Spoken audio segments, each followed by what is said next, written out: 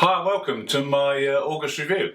We start August in the same vein that we finished July, because if you remember, casting your mind back at the end of July, we had a triple conjunction with Mars, Uranus and the Moon's North Node. Now, this continues into this month with the Mars aspect lasting another 2 or 3 days and the Uranus North Node aspect lasting another 2 weeks. But the interesting thing is now, especially for you Capricorns, is that Venus is making a positive aspect to these three over the first couple of days. So love is really in the air. Venus is in your 7th house of relationships, so this is a fantastic time to concentrate on your relationship and perhaps deepen it and make it more special. Could be a time when a new relationship starts as well, because Mars is in the 5th house of love affairs. So this could be a time when something new, quick and unusual happens with the Uranus North Node aspect. It could be something just out of the blue like such. So just be aware and also enjoy yourself, because this triple conjunction is in your 5th house of socializing and creativity. So use that creativity. Make sure you socialise to the extent that you really get some enjoyment and some value out of it. I know I just said enjoy socialising as much as possible, but on the 6th you may have to just curtail things a bit, because Mars makes a square to Saturn. Now, Saturn's in that 2nd house of finances, so there can be limitations and restrictions put on you through finances, and this may curb your socialising a little bit for a day or two. But on the following day we have Venus making a positive aspect to Neptune. Neptune's in that 3rd house. This is a time to communicate well with your partner or the close relationships that you have. And it's a good time to let the minds meet and to use the imagination and the creativity of Neptune to really connect with people. You'll be more compassionate and more able to talk and understand people at this time. It's a very intense and passionate day on the 8th as Venus makes an opposition to Pluto in your 1st house. So this is a day when emotions will be high and there'll be a great intensity within love relationships. Also, because these two are in opposition, there could sometimes be a little bit of a power struggle between you and your partner, so just be wary of that. But this aspect can be used to transform your relationship into something that's wonderful. Now, the other aspect that's happening on this day is between the Sun and Chiron. This is an ideal opportunity to show off your talents. Now, Chiron in the 4th house, you have many talents hidden away that you may have used in the past or forgotten, or it maybe even come from past lives that you need to now bring up. And this will help you to understand yourself a little bit better, because connecting Chiron with the past, there's wounds that connected to the past as well. And it's good to use these talents and help to soften some of these wounds. Between the 10th and the 12th you can expect the unexpected, because the Sun makes a square aspect to Uranus and the Moon's North Node. Now, it's best not to be too rigid, it's best not to be too structured when this kind of aspect is happening, because you'll only make the day worse than it could be. Now, there might be unexpected changes, there might be things that happen, events that happen that catch you off guard, but just go with the flow. Just go into the day understanding that changes may happen and embrace them. Now, this is happening in the 5th house, again the house of creativity, but it also brings in the South Node in the 11th house. This is the house of friends and groups, so there could be some changes within groups or friendships that affect you in that way. We have a full moon on the 12th, and this is happening in your 2nd house in Aquarius. Now, the moon in Aquarius is very much detached and cool. It's not as emotional and as feeling as normal.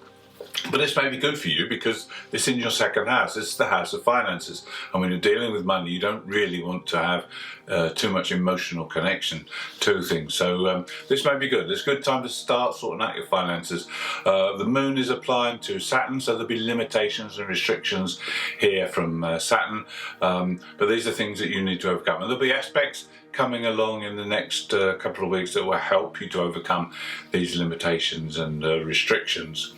Now, we also have Mercury making an aspect to the Black Moon Lilith on this day. The Black Moon's in your 7th house of relationships, so you just need to be careful how you communicate with people within relationships, because it's an easy flowing day for communications, and maybe saying things that you don't intend to hurt people with, but they will read something different into it, and they may become hurt by your words. So just be wary and think before you speak.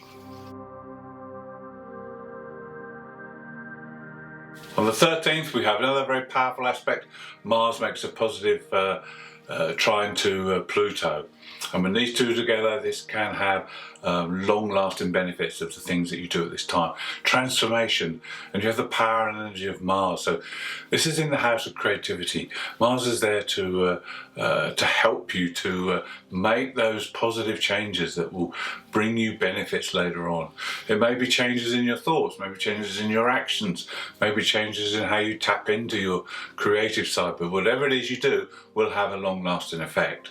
And on the 14th, there's a chance to look at those limitations, and maybe they're self-imposed, because we have the Sun making an opposition to Saturn, who's in that 2nd house. Now, the Sun being the self means that it could be self-imposed limitations, so these have to be removed.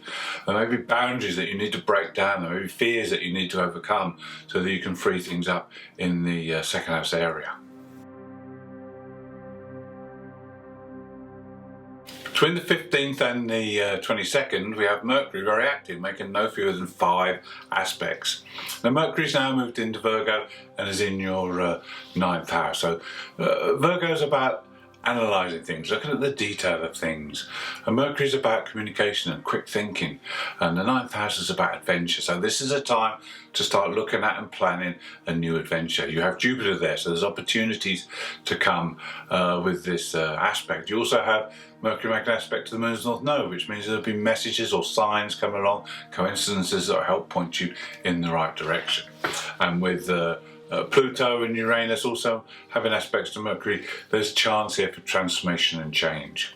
The only aspect that you need to be a little bit aware of is the opposition to Neptune, because this could elevate you just that little bit too much, so your head is too far in the cloud. So just make sure you keep yourself grounded and start planning and organising things.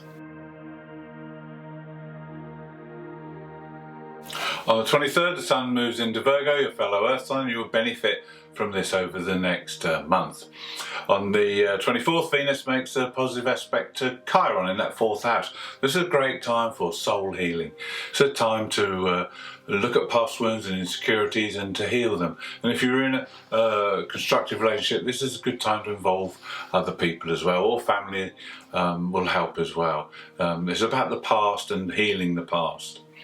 On this same day, Uranus goes retrograde. Uranus is in your 5th house, and while it's retrograde, you can work with the energy still. It's going to be retrograde for 5 months, and the lessons to be learned in the 5th house are to do with how you treat other people, how you understand and how you relate to people, especially children in the 5th house, and also those people that you meet in social situations. You need to understand their feelings, and this should help you to be more sociable and more caring in the long run. On the 25th, we have Sun-Mars square, which is good for energy and vibrance. It's a time when you can really get on and achieve things. Mars is in that 6th house of work and everyday routine, so there's energy to be put in that area. And with the Sun in the 9th, there could be some discussions or some challenges to do with beliefs. There could be a clash with someone over what you believe is right and what they believe is right. But you need to overcome this and not let it stop you from achieving at this time. And then over the 25th, 26th, we have Venus make an aspect to the Uranus and North Node. And this again will trigger off the South Node in the 11th house. So this could involve friends and groups and the closeness and freedom issues that come with those. And also with the Moon's node being activated, there's always an opportunity for a message or meeting someone or hearing something that will help to put you on the right path.